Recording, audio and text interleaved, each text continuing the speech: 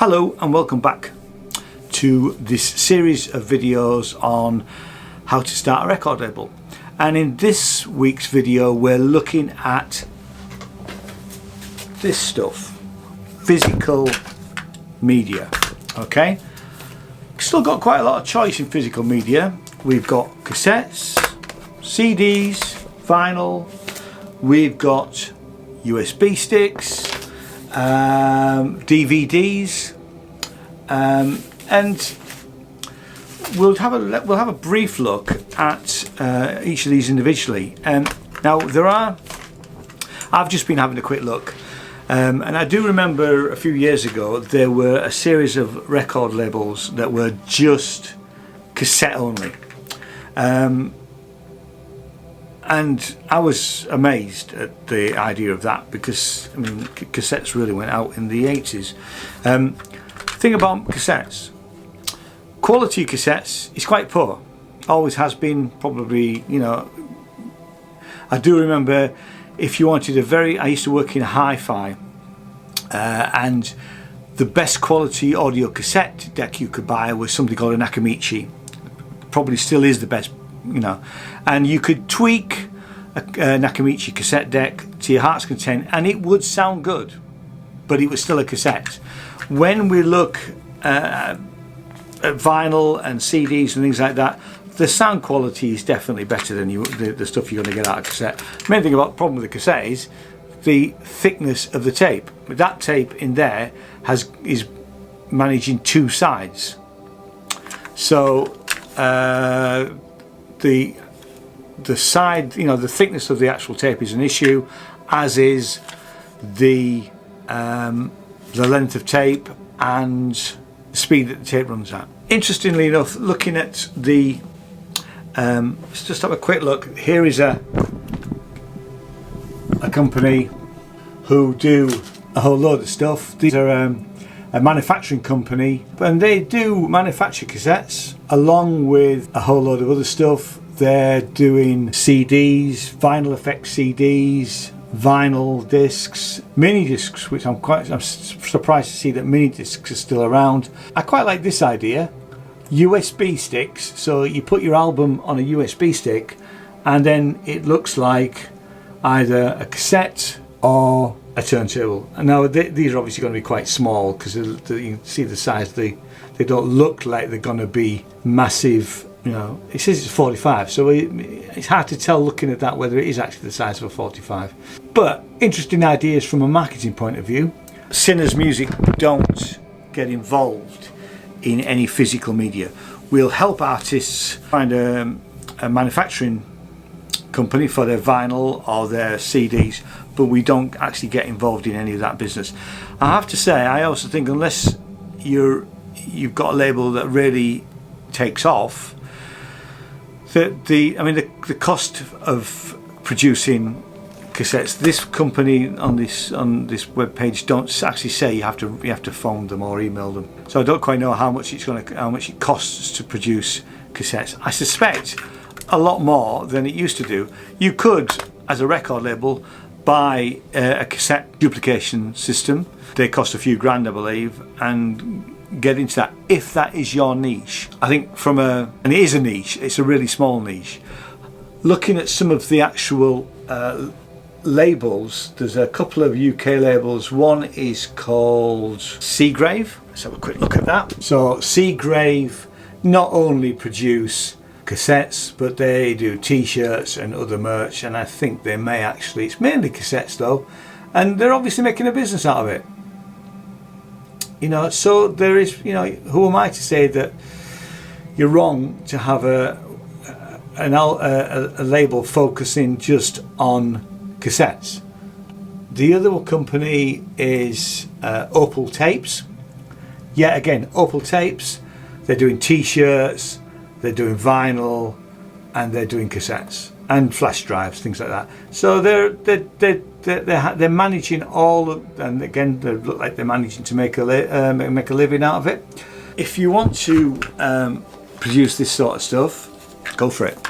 Let's look at, I want to do CD last, but mainly because we're going to look at vinyl. Okay, so vinyl. I might be out of sync here, but back in the 70s, and when I was growing up, I used to love going off and buying the latest album and getting it home and sticking it on my turntable and playing it and reading the cover and all of that sort of stuff. When vinyl died, because it did die, and then it had this resurgence, I have to say, I mean, I remember paying £4 or £5 for a record like this back in the day. Nowadays you pay £15–20 for a vinyl album retail. Now that's because most of the vinyl manufacturing plants closed down, so it was cheap to produce vinyl back in the day. I don't think it is cheap anymore. And again, I do feel that vinyl is a niche, and it'll never get out of that niche. Now, whether you want to produce your album on all of these mediums, on cassette, vinyl, CD, download, that's up to you as a label owner. To produce, I have looked into how much it costs to produce a vinyl album now. If you to produce 1,000 albums, you're looking at a couple of £1,000. There is one particular company, if you could do as few as 250, and 250 vinyl albums would cost you just over £800. So you know, it gets cheaper buying more, but can you sell 1,000 albums? You know, it's fine if you've got an artist who's having hit records and they're getting played on Radio 1.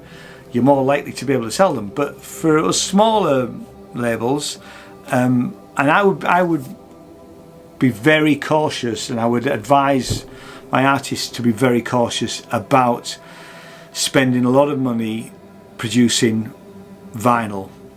But that's just me. I still have a turntable. I've got over 300 records. I haven't bought a new vinyl album for at least 10 years. So you could argue I'm a bit of a dinosaur on that front.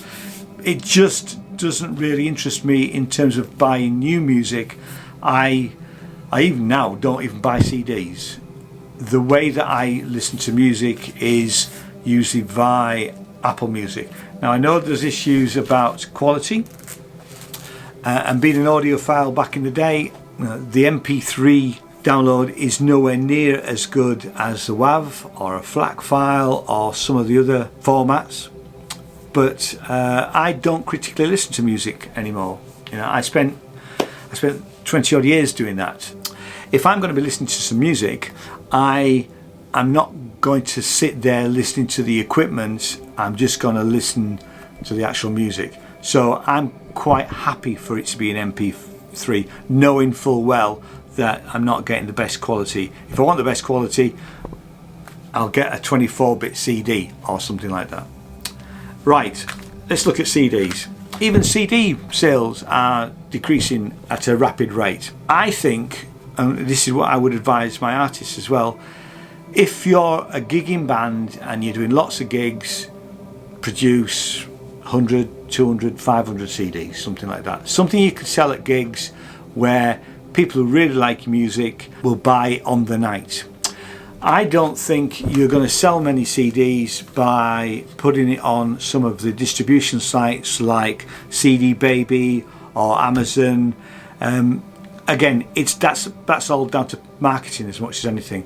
So my advice generally to artists is, if you're going to produce some CDs, produce a small number. For myself, because I predominantly do experimental music, I have a CD writer which will write 6 CDs at once, and I self-produce them in batches of 10 or 20 for whenever I go and do a set of gigs, and that's quite, for me, that works out quite a cheap way. I have done it for a couple of artists who've asked me. I tend not to, because I find it's very labour intensive to do the whole thing. It's much better to have 100 or a couple of 100 done at a manufacturing plant and a duplication plant. So other things we need to know about physical media. If you are going to sell this stuff via shops, if there are still some record shops around, they all need to have this thing. This thing is called a UPC, and you can't put it on Amazon or CD Baby, or there's a company called Proper Records who will distribute your vinyl and CD products for you, and they insist that it's got to have a UPC code on it. But it's a unique number that each item has got. Every copy of this album by Army of Freshmen will have the same UPC code, and it'll get scanned in a warehouse, get distributed to each shops, and probably scanned again and put on a shop stock system. It's a way of them actually identifying how much stock they've got. Okay, so it needs that. It's not easy to get them. I think CD Baby, as I said in the last video, some of these companies pay for to have UPC codes. There are things out there where you can make your own. I had a brief look into it a while. I don't think they work very well. And I've never tested that. So I've never created a UPC, put it on the back of an album, and then sent it off to Amazon to see whether it works or not. And I've just dropped my cassette. If you've got any comments and any help for anybody else, stick them down below, because you know it's not an area that I am an expert on. If you've got any questions, pop them all down below. If you like what I do, hit the subscribe button, and a thumbs up is always much appreciated, and I'll see you in the next video. Thanks very much. Cheers now. Bye bye.